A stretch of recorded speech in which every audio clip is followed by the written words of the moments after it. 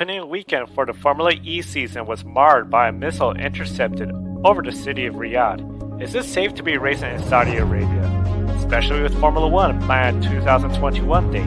We reported that and the latest motorsports news right here on Grid tonight.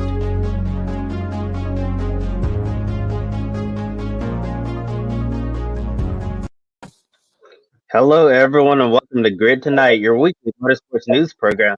I'm Cubby Lambert from the Podium Finish, and with me is Sam Niego to report on all the latest motorsports news.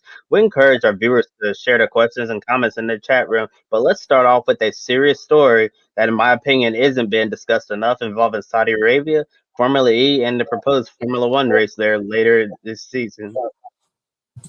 Saturday night, after the conclusion of the final Formula E race of the weekend, a missile was intercepted over the city of Riyadh, the capital city of Saudi Arabia. While Iranian-aligned Houthis stated the missile was launched from them, they didn't indicate where the target was. It was just a sensitive target. Many have speculated that the target was the site of the Formula E race. May we remind you again, no target was confirmed. It was still a scary ordeal. The Crown Prince Mohammed bin Salman was in attendance of the race. Kobe, are you surprised by the misinformation regarding the missile strike? Unfortunately, Joe, I'm not surprised at all that we see misinformation spreading. And as a student of journalism and someone who understands how all of this works, it's extremely frustrating to see this type of stuff happen. There was one Twitter account that has a lot of followers, and it tweeted that it is believed that the target of the missile was the Formula E race. And however, I was looking around at other media outlets. I didn't see any other credible media outlet report that the Formula E race was the target. So until that's proven, that's just misinformation. And in today's day and age, misinformation is extremely dangerous. There's multiple examples that we've seen, especially in recent memory. And it's just really unfortunate that. Well, I mean, I understand that people are, like they get really emotional about these issues, and they're so hyped up, and they want to know what's going on. And my advice to people is, when you see something like this from an unconfirmed source, wait until a credible media outlet reports about it before you start jumping to conclusions, because this account just went on and said that the Formula E race is believed to be the target. That I saw multiple fans tweeting that, oh my God, the missile tried to, attack the Formula E race and all of that. And while later on we might learn that information was true, if they decide to release the information on what the target was, and then again we may not. But until then, it's best to make sure that you have all the facts straight, and please check your sources and multiple sources. Just don't rely on one single account with a lot of followers.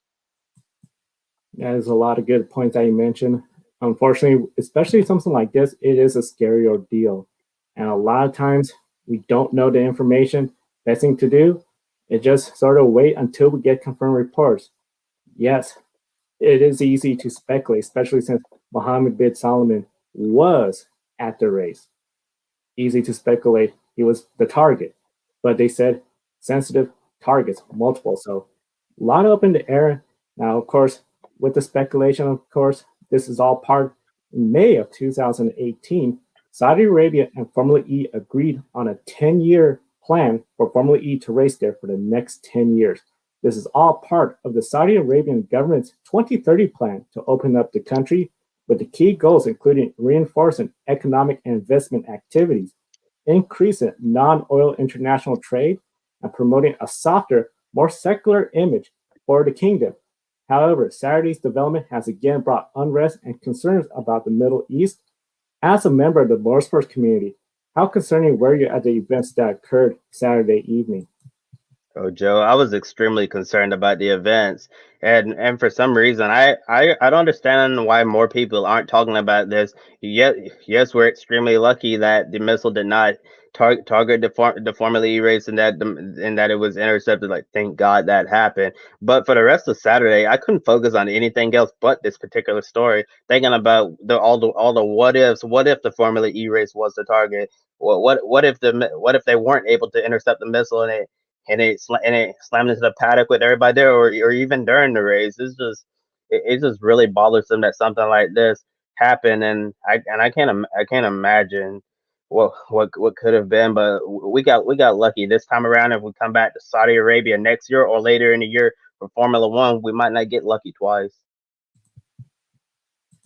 That is a legitimate concern, especially part of the motorsports community. We are all essentially part of this community together, especially the different disciplines. The racing drivers, last thing they want to do is be in harm's way. They want to put in a good show for the fans. And of course, the big thing, security, that's always a big issue when it comes to events all over the world. But definitely what happened with that missiles, and essentially, thankfully, it was intercepted. It was something where I think it brought a lot of concerns, especially we want to see our favorite racing drivers, Formula One, Formula E. We don't want them to be in harm's way, especially off the track when it's something like this. Now, Formula E is the first significant motorsport series to hold the event in Saudi Arabia, and this is after the introduction of the 2030 plan that I mentioned. With that 2030 plan, we all seen the following changes in the country: a 10-year deal with World Wrestling Entertainment, WWE, lifted its 35-year moratorium on construction of new movie theaters. They now have movie theaters managed by AMC, hosted a 3-day music festival, and of course, the addition of Formula One in 2021. The 2030 plan also calls for more women's rights, a secular atmosphere, and social changes. However, many are calling this attempt sports washing. Sports washing or sport washing is when a nation state uses sports to improve its key reputation when considered unfavorable. Some examples include the 1936 Summer Olympics in Germany, the 2018 FIFA World Cup in Russia, and Formula One's presence in Bahrain. Many criticize that move, especially with that country's and their human rights record. When it comes to Saudi Arabia, of course, a lot of folks have criticized the WWE based in the United States for doing business with Saudi Arabia. A 10-year deal between Formula One and Formula E must involve some significant amount of funding for those plans to take place. Should sports management be responsible for recognizing potential sports washing and deciding not to hold events or call for positive changes in the region? Well, I definitely think if we're going to see Formula E and Formula One racing in Saudi Arabia for the foreseeable future, I'm not going to tell management what to do and what not to do. But I will say is that if you're going to a region with a lot of things going on in that country, I think it's the responsible and respectful thing to do is to acknowledge everything going on here. I remember in our previous Great Tonight shows we were talking about how poorly this country treats women, and now that's just another concern to go along now with these Formula One teams. Formula E teams might have to worry about potential missile strikes or any or other type of attacks that we've seen. This is a really worrisome time, and I'm sure there's going to be a lot more pressure on Formula One to cancel that race later on in the season. A lot of pressure, and one of the things, especially when we see positively charged or we race as one and it going to places like this, I do feel there has to be some part where the sports have to say, hey, we're racing here. We want justice. We want to address the injustice, especially when it comes to Saudi Arabia, women's rights. Now, one comment in the chat room, Edward, everyone in Formula E going to Saudi Arabia knows the risk. It is still unacceptable. There has been 10 intercepted missile strikes at Riyadh since 2017. Everyone knew for years. And he does bring up a good point, especially with the series. They know there's the risk. Of course, a lot of series, they always have plans, especially for unfortunate events like this. I know after 9/11, we saw a lot of sports series step up their security. This is just something where the risk, it's something where they can't just filter out with metal detectors at point of entries. Now, along with the allegations of sports washing, the kingdom has a shared controversy. Human rights groups have criticized the country, especially for the poor treatment of women. Tensions between the United States and Saudi Arabia have grown significantly. Plus, the growing violence between rebels and Houthis have placed civilians, especially in Yemen, in danger. With the growing tension between the United States and apparent increased unrest in the region, Should Formula One and Formula E members be concerned about their safety going forward? Yeah, I think Edward in the chat room said everything I was gonna say right there. Yes, all of these team members and everybody involved know the risks of racing in Saudi Arabia, and he did bring up the good point about all of the missiles in the region since 2017, and that's definitely a great concern, and it's a risk that the everyone involved in Formula E, Formula One, they should not have to take those risks or feel unsafe. It's just a really unfortunate circumstance. I know if I was on assignment to go cover a Formula E or Formula One race in Saudi Arabia, I'd have to sit that one out. And if my boss says like Kobe, if you don't go to that cover that race, I'm gonna fire you. You know what? I'd just be like, fire me then, because to me, it's not worth it. The risk going into that region, I know it's really interesting. You do have what appears to be this movement to create a more secular, open up the country. A lot of times we see when you have countries like this try to make up a change, especially open up borders, you also have some resistance there. And I think that's part of the issue going on right now, especially with some of the concerns over the human rights violations in that country and the violence. Now, while we've been talking about the Saudi Arabian government and the history of human violence, we do want to stress the importance of not judging civilians or immigrants from the region. Yes, the society they are in influence their experience and thinking, their experience in how society works. But at the end, everyone should be treated equally and respectfully. This includes women in Saudi Arabia, the freedom of expression, speech, and not being discriminated against because of your race or gender. Now, one driver sticking with Formula One that has been using this platform to address social issues, Sir Lewis Hamilton. He has publicly commented on his 1 year deal. According to motorsports.com, Lewis' accomplishments have allowed him to not think the long-term future as much. Lewis said, "So there's no real need necessarily to plan too far ahead in the future. I think we live in quite an unusual period of time in life. I just wanted 1 year." This addresses a lot of speculation on if he would retire after the season. George Russell, of course, his name is commonly associated with Mercedes in 2022, potentially replacing Valtteri Bottas, who has a 1 year contract. Lewis will likely re-sign if the team, especially if another successful season, potentially shutting the door on other drivers from taking his seat. The season for Formula One begins March 28th with the Bahrain Grand Prix. One driver we'll discuss about that has been the center of an off-season discussion, Nikita Mazepin.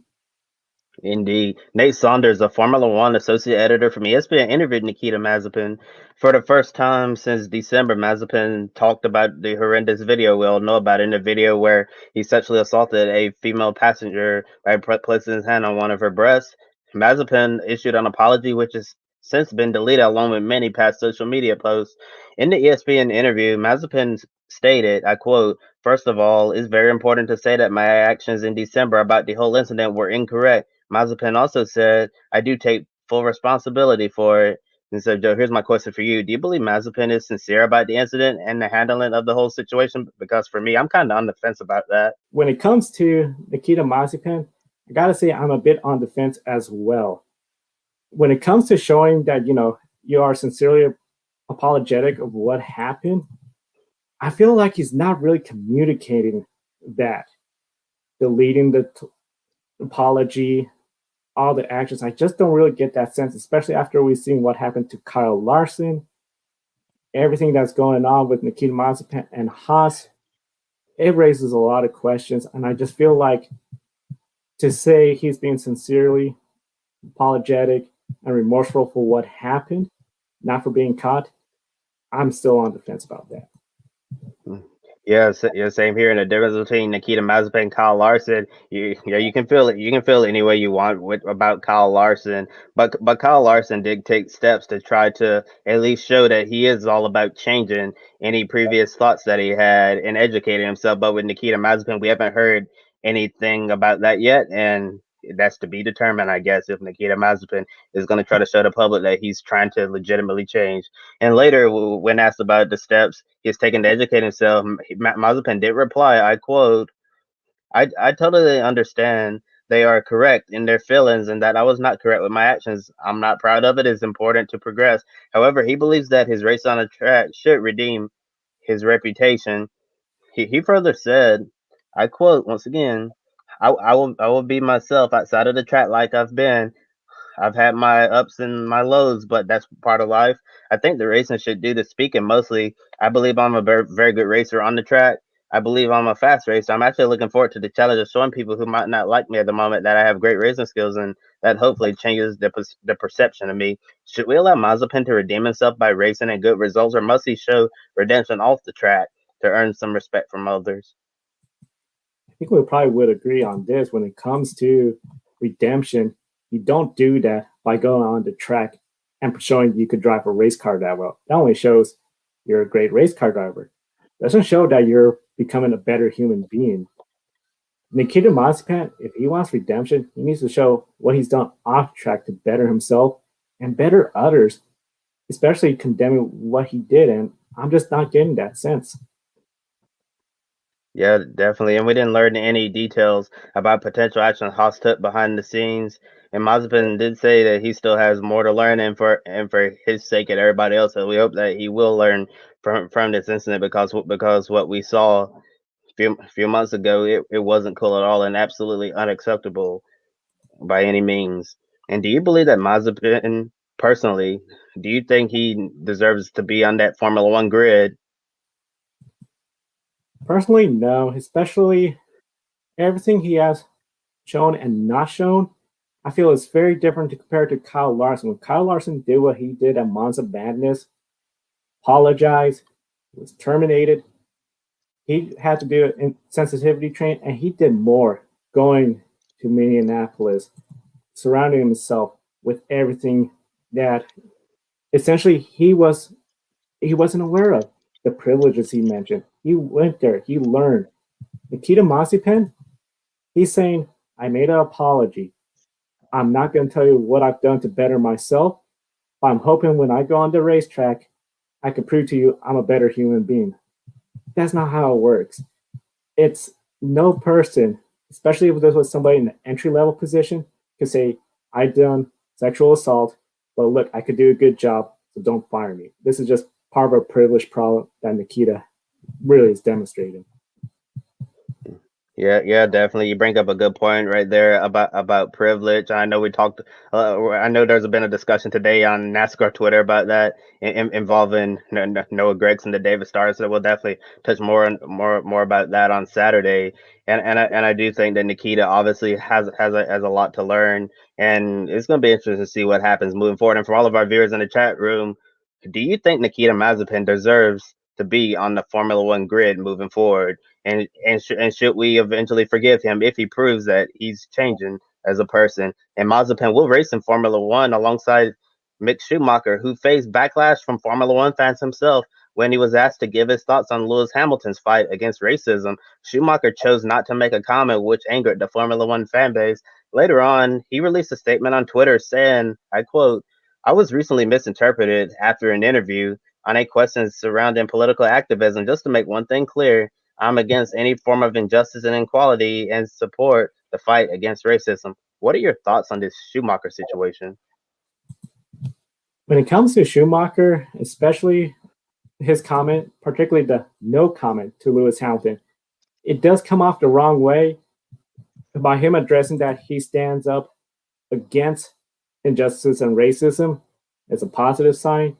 However, I'm hopeful maybe he does go. He says Sebastian Vettel, he learned a lot from him. Well, we know Sebastian Vettel would take a knee with Lewis Hamilton, go to Vettel, Lewis, talk, educate himself a little bit more because it's something where, as an athlete, getting these questions might be a bit shocking. And maybe he was, surprised. Of course, at this point, we're speculating, but it's something where I think he needs to also go learn as well.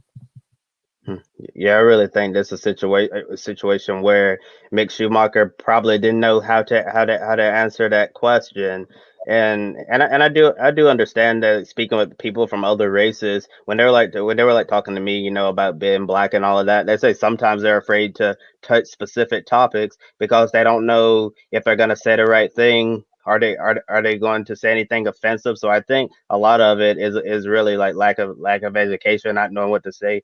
I think we all need to do our part to educate people. I see Edward right there had a comment, said his 2 cents on the Nikita Mazepin situation. He's saying he think a donation to a charity for survivor of sexual assault will go a long way. Nothing he does on the track will redeem it. So I absolutely agree with you.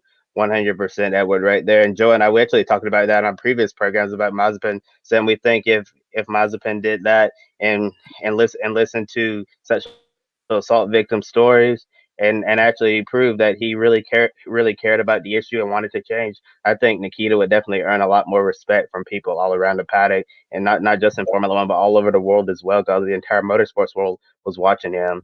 And one driver doubtful to return on the weekend of March 28th is Marc Marquez, a six-time MotoGP and two-time grid ranking world champion, is still recovering from his injuries sustained at the opening race last year at Jerez. A prolonged rehabilitation program and numerous surgeries sidelined him for the 2020 season. March 6th and 7th is the first MotoGP test weekend in Qatar. Marquez is expected to miss out on the test session. There is no exact date when he'll return.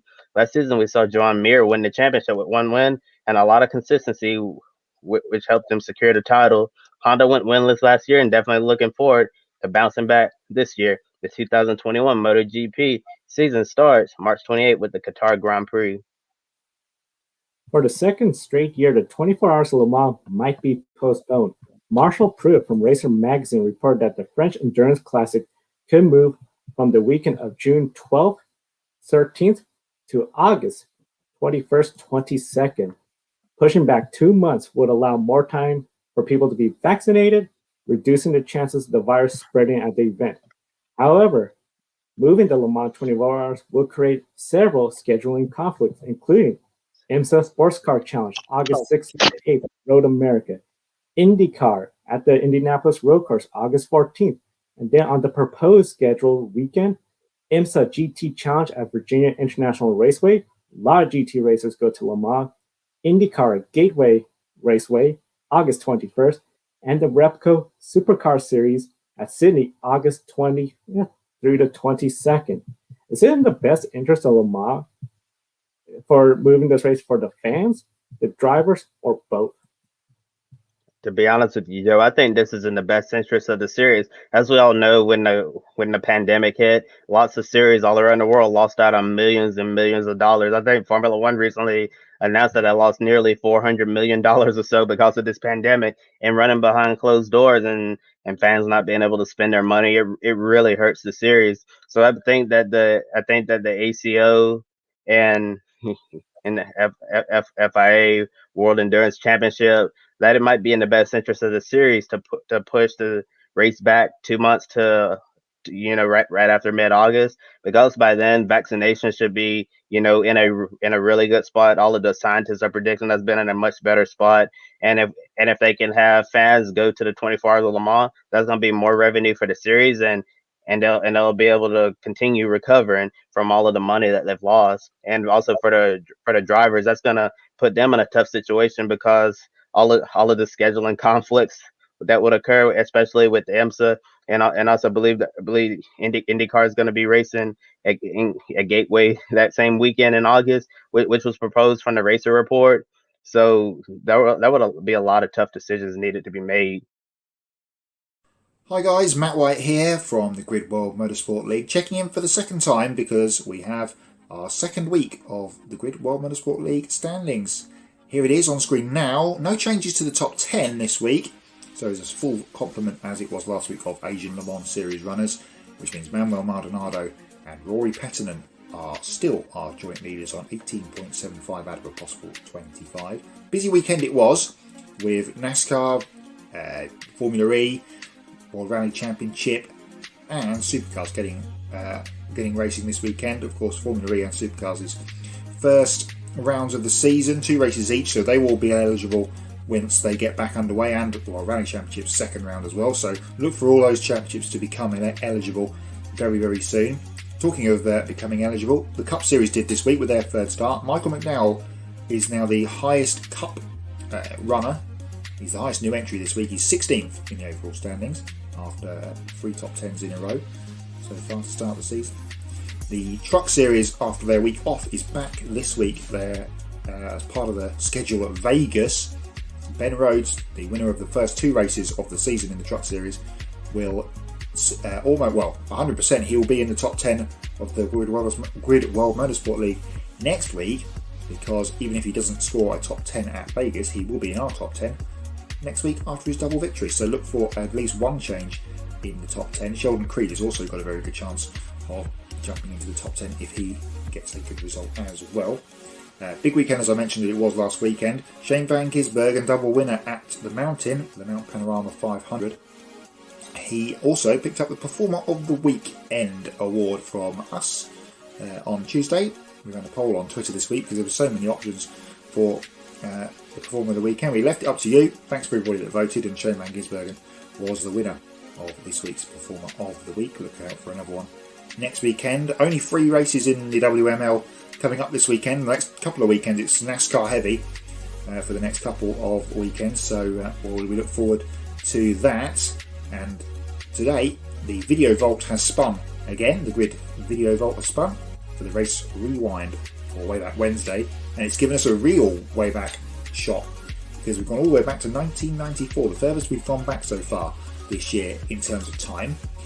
We're at Mid-Ohio this week for the IndyCar race featuring Nigel Mansell and Paul Tracy and all the guys that were there doing their thing at that time. So look out for that. The link is on our tweet on Twitter at grid_WML.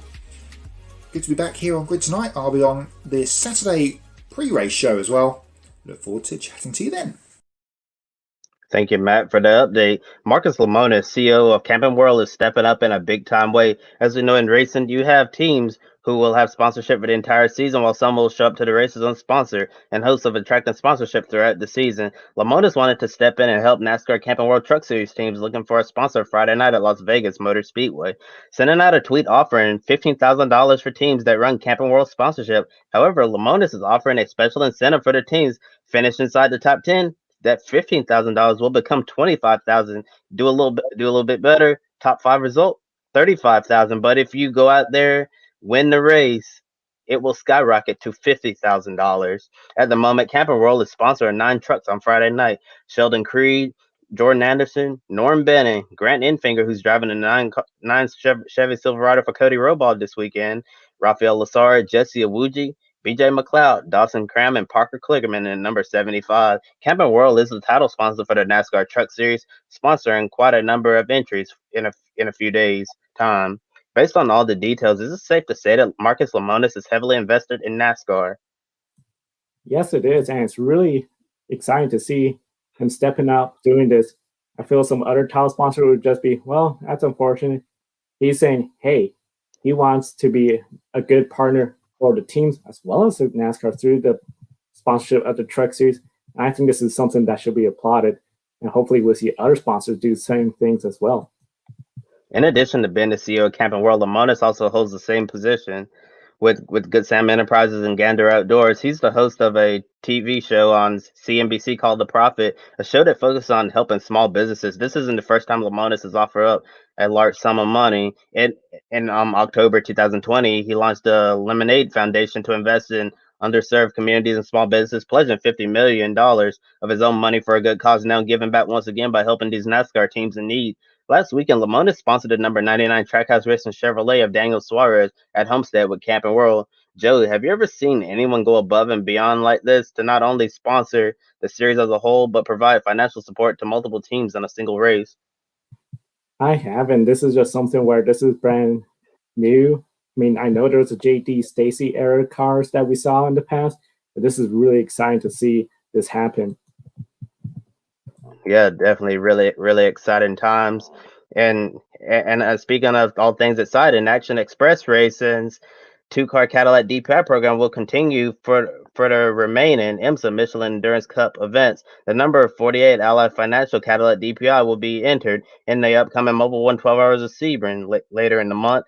Then the Salem 6 Hours of the Glen in the summer, closing out the program with a 10-hour season finale, Petite Le Mans at Michelin Raceway, Road Atlanta this fall. 7-time NASCAR Cup Series champion Jimmy Johnson, Kamui Kobayashi, and Simon Pagenaud will return to the number 48 Cadillac in hopes of fighting for an endurance title. Unfortunately, with the four driver lineup not being allowed outside of Daytona, Mike Rockenfeller won't be a part of the team this time around.